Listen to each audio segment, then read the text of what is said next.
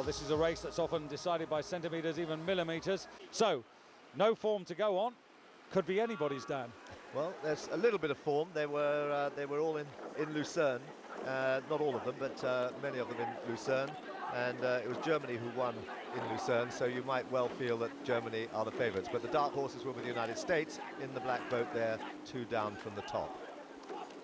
Yeah, Great Britain on the far side, the dark boat of the United States, then 3 from the top are Germany, then Italy, 3 from the bottom of your picture, who've made a decent start, then Denmark and closest to you, France. But it is in fact the United States again, Dan, who've got their noses in front. Absolutely, and United States very good in this event. They come over here and they do tend to make their mark very, very effectively.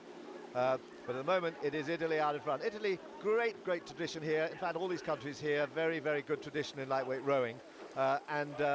Italy, who during the 80s won 8 titles at this event. So there's some very, very good experience in lightweight rowing for Italy.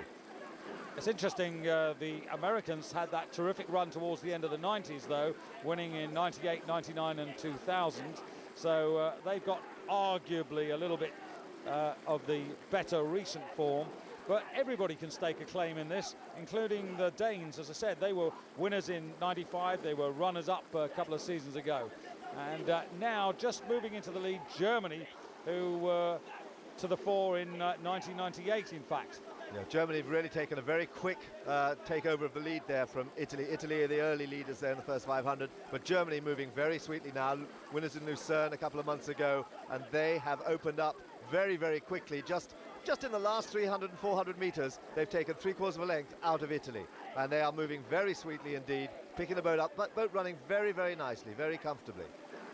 Christian Dahlke in the stroke seat facing coxswain Olaf Kaska, and just keeping an eye on what's happening to the left there. Has a little look at the Italians, now has a little look at the United States. And really, they've got a really nice rhythm, the Germans now. Yes, the boat's running very sweetly. Just look at the bow there. There's very little check on the boat at all. But they really are picking it up. Even though they're skying their blades a little bit, the blades are coming in from quite a height. You can see at 3 there. They're coming from quite a height, but they are picking it up well. And the boat, as I say, is running very, very sweetly indeed.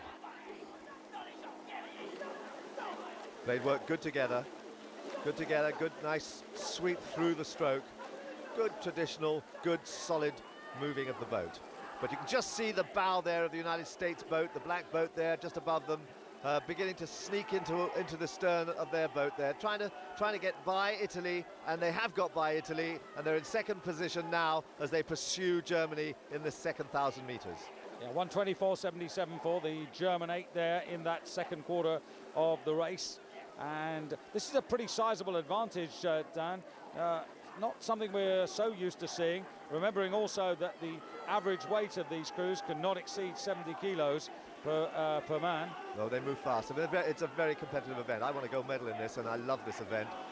It's always sad not to see it as an Olympic event, but it is competitive. It is very, very good. And of course, all of these people are trying to get into the lightweight 4, which would then guarantee them a place at the next Olympics, because only the 4 and the lightweight double are Olympic events. This is not an Olympic event, but it's Germany here who are staking their claim for the gold medal in this lightweight 8s event here in Milan. And I have to say, Dan, the disappointment for me are the Italians, the defending world champions, with virtually a settled crew. I mean, 8 of last year's crew in the boat, and they're not showing up at all. Big shock for them. Big shock for them being taken by the United States. I mean, they were much closer in Lucerne. They were second in Lucerne, much closer to Germany in Lucerne. Germany have moved on, Italy have slipped back. And it's the Americans, United States of America, really now beginning to push up there. Sitting at 5, Bill Fadina there from who was racing in the second boat race cruise in Britain earlier on, and the British falling way back off the pace. They've been putting their boats together very, very late in the day, so they're not really performing. They've got 4 good scullers in their boat there, but they really haven't had a chance there to spend time together to develop their crew spirit and their crew cohesion. Yes, it's 1994 Indianapolis since Great Britain last won this particular title, and some talk about the way that the lightweight British squad actually is working or isn't working, Dan. Well, Tom Kay certainly is a man on his own who's just won a silver medal in the single, but he has stepped well apart from the from the lightweight squad. And I think certainly there's a lot of work to be done in British lightweight rowing, because they have a great tradition stretching way back from the early days when it started in 1974. And they really are finding it very difficult to get back on terms with Germany, America, and Italy and the Danes. Now the Americans just mounting a challenge now, deep into the last quarter, in fact the last couple of 100 metres now, and they are just getting the overlap back on Germany, as you can see there.